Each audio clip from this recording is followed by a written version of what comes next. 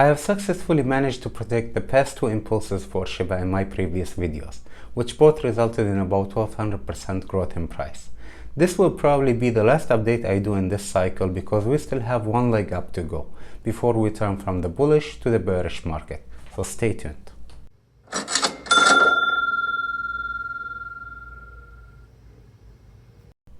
Hey everyone, welcome back to the channel. This is King, your host, and today's video is for pure educational purposes. If it's your first time on the channel and you happen to like my content, please consider subscribing and smashing the like button because it really helps. Also share it if you think it's worth sharing. Now let's go and look at the chart.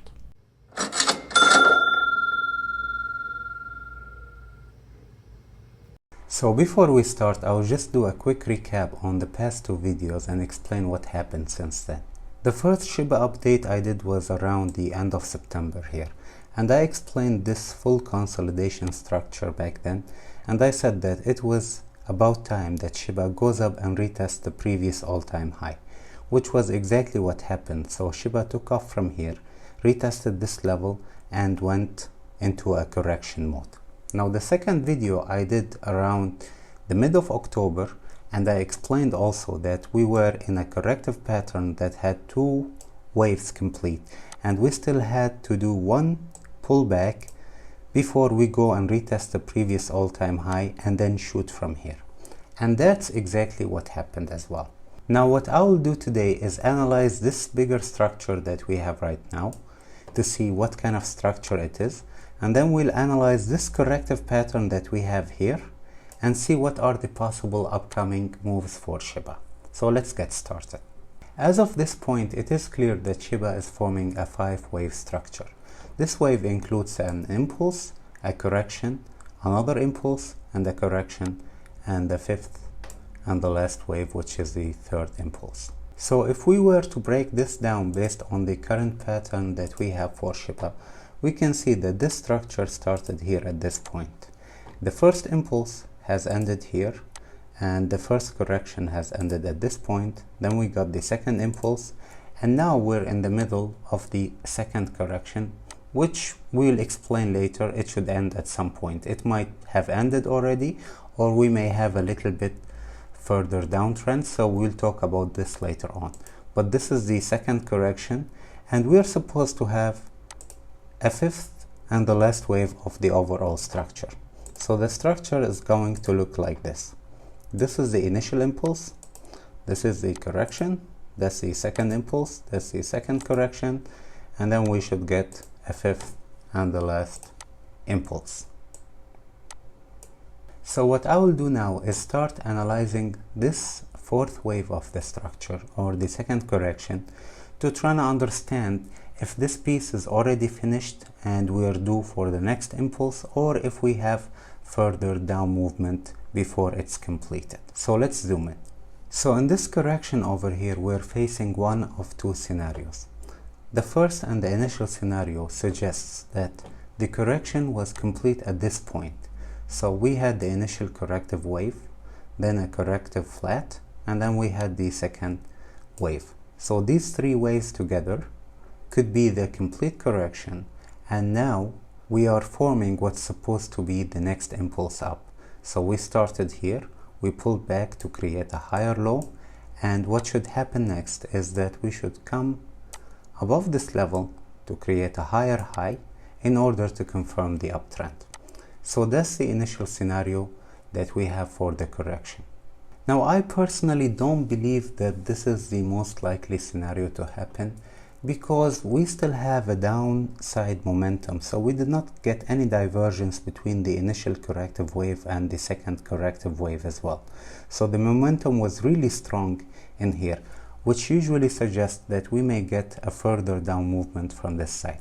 Which takes us to the second scenario, and the second scenario suggests that this is a 5 waves complicated correction. And this 5-wave complicated correction is similar to the bigger structure on the bigger time frame. So it includes two corrections. This is the first one, which is a running flat, and this is the second one, which is a contracting flat. And we have already completed 4 out of the 5 waves. So it's going to look like this. This is wave 1, this is 2, this is 3, and this is 4, which leaves us with the option that we are supposed to get a fifth and the last wave towards the downside here.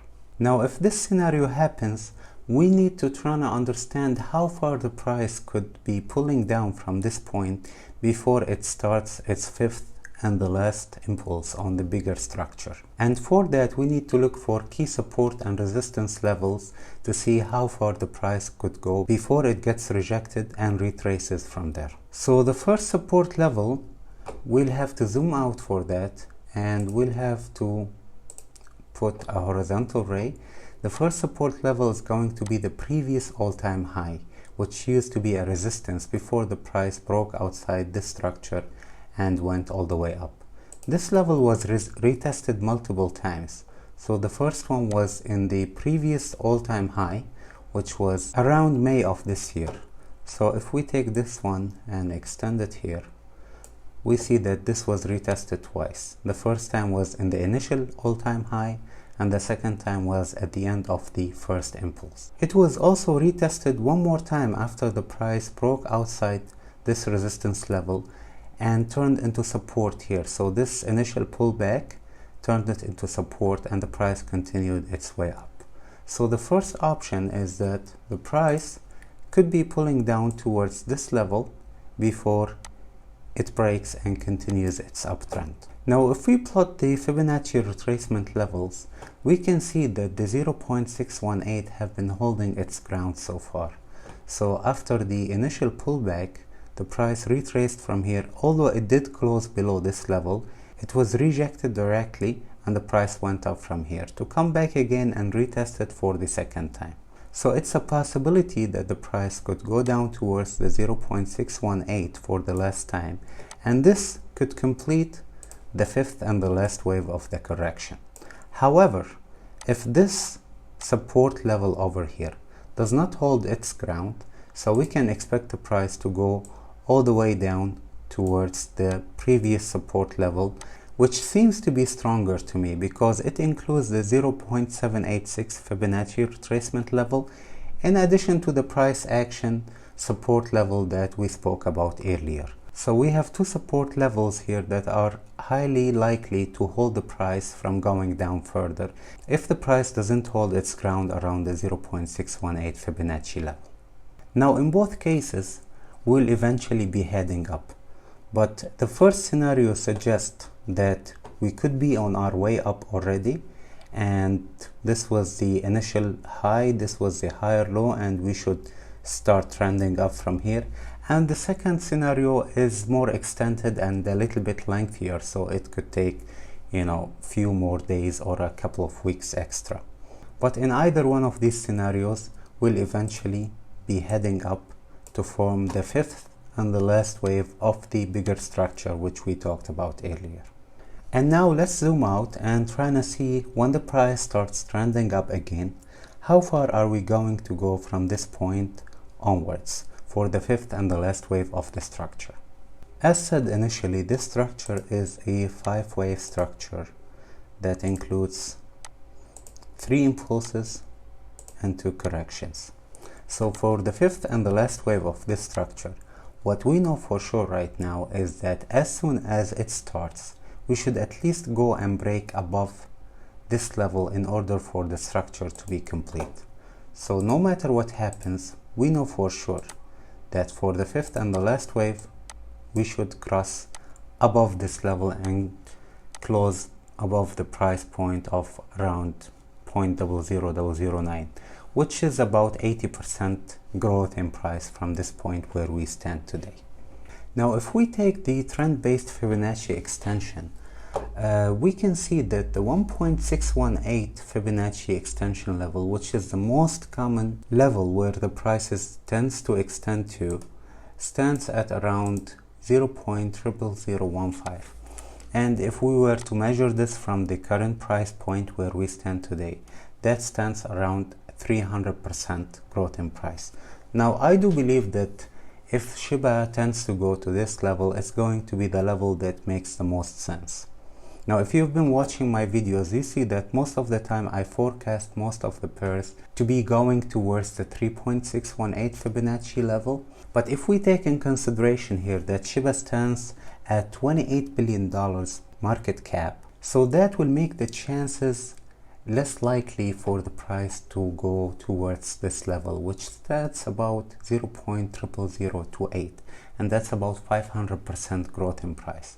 Now, the only case that we could see the price extending towards this level is that if the overall market grows by a big margin. So we see Bitcoin, Ethereum, Doge, XRP, and everything on the top 10 multiplies by 2 or 3 times.